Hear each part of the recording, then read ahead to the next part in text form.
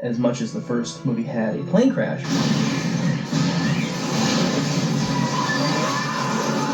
we had to have a commensurate opening sequence.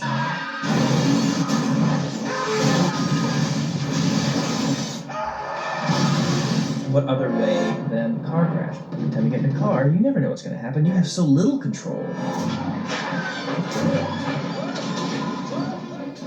The sequence itself took 11 days to shoot. We had about 4.5 miles of highway that was ours. We could do whatever we wanted.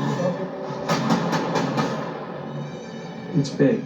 It's very big. There's 4 or 5 major car wrecks in a span of probably a few minutes on film. It was all action every day. A lot of excitement and buzz. The physical effect had to work out with the stunt guy doing the right thing, with the right timing of the explosion. Everybody's always so planned well. A lot of it's by the seat of your pants, too. So don't anybody take it lightly. This is serious, so just back up. You know, that's why it's called stunts.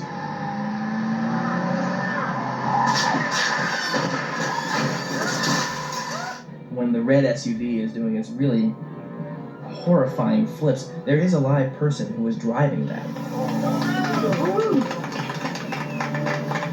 We had dummies for the other people so that their arms and hands and hair could be flipping all over the place.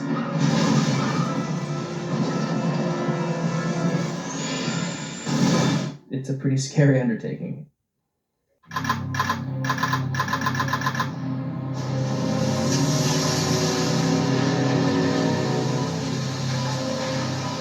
Now, as soon as the police car came, the swag gland activity went up, which was a nice, interesting response. Baseline for temperature is about 76 degrees Fahrenheit, which is not too bad, but it's a stressful temperature. Usually a normal relaxed temperature will be 95 degrees Fahrenheit.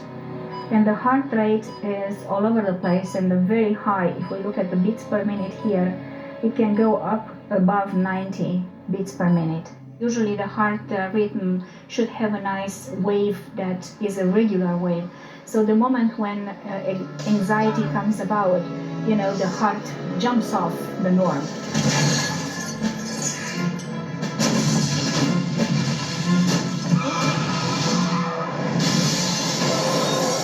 That is the moment when we can see how this response in swag gland activity went up the roof.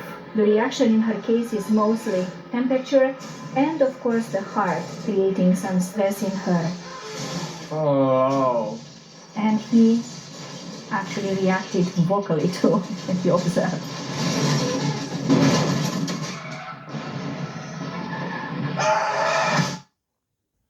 There's a section where the tractor trailer comes through a wall of fire, jackknifed.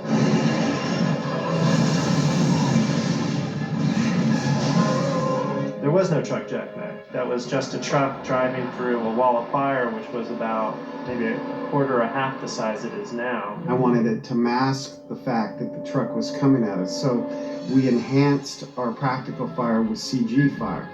We shot a miniature trailer with a black box cab so that black box would affect the miniature fire the way the real truck did. We added fire in the foreground, some fire burning on the ground here, extra debris, and here comes the truck from hell.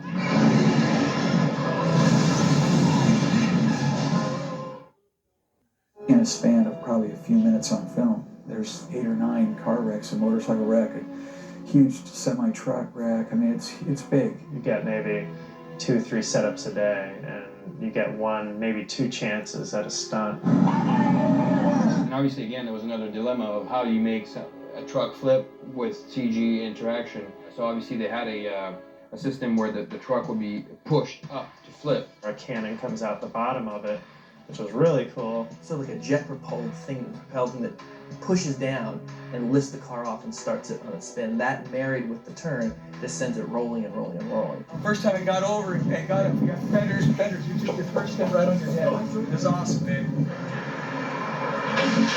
There is a live person who was driving that. Imagine there's a very small girl who was driving that car. You can't say enough about what the stuntmen do on a day-to-day basis, putting their lives at risk.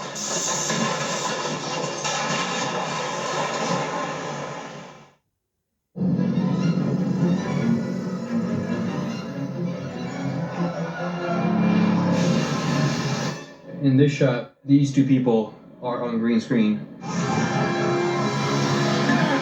There's roughly 6-7 layers of different elements in this shot. The truck was a separate element. The actual kid coming up here was a separate element because obviously that would be his last movie. It would be there. All the flame explosions were actually come after the fact. So we colorized the whole environment to reflect the fire exploding.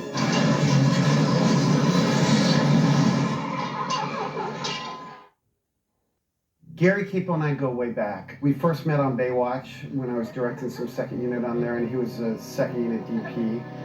And then we kind of went our different ways, and I worked with a lot of different DPs, and then we came back together. On our first big film together was Waterworld, and Gary has a great background as a DP. After working with him again on Waterworld, I just decided never to not work with him again.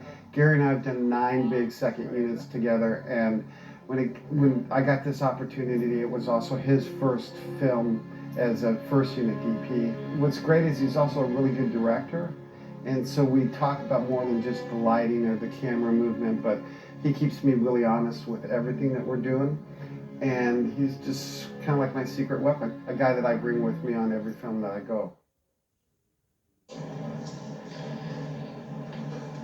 Listen, I know you've already gone over this with Detective Subi, but would you mind telling me what happened? It was like I was there. I remember everything. The sound of the crash, the smells, the look on Sheena's face. Do you remember what triggered it all? The log truck. I don't know, everybody, I guess, everyone was driving like maniacs. I don't know, I just had a feeling that something bad was gonna happen even before it did. You knew? Well, you just mean you had a hunch, right? A bad vibe, maybe? No, it was more than that. I saw it. It was like a premonition. All the songs on the radio were about car crashes. Little kids banging toy cars together. A trucker was drinking and driving. She was on her cell phone not paying attention. The exhaust from his car was choking me. Hey, we'll be knocking the stang. A school bus full of kids yelling "pile up" for no reason. I don't know, it felt just wrong, just like... Just like what? Look, I know this sounds crazy, but you guys all heard about Flight 180, right? The kid who got off the plane.